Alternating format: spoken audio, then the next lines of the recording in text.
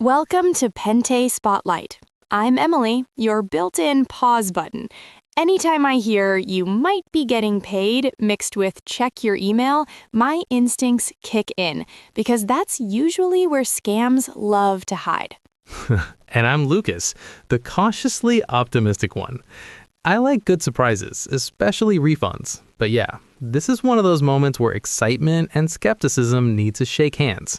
Recently, a lot of Apple users started receiving messages about settlement payments tied to Siri. Real money is going out, but the problem is how it's arriving. Unexpected emails, unfamiliar sender names, and links that don't scream trustworthy. Exactly. And scammers have jumped on that confusion. They're mimicking legitimate payment notices, hoping people will click fast before thinking twice. It's classic phishing, just wrapped in better branding. Here's the key question everyone should ask. Did I actually file a claim?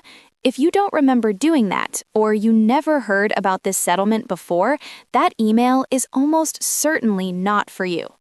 And even if you did file, real settlement messages won't pressure you to act urgently or ask for sensitive details like your Apple ID password or verification codes. That's a huge red flag.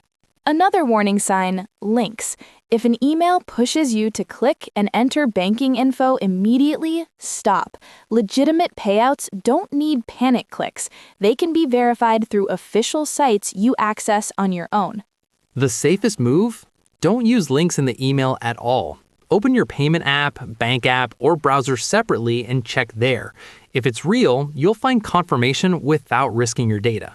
My takeaway, free money isn't free if it costs your privacy. Slow down, verify everything, and trust your gut when something feels off, because scammers rely on speed and excitement.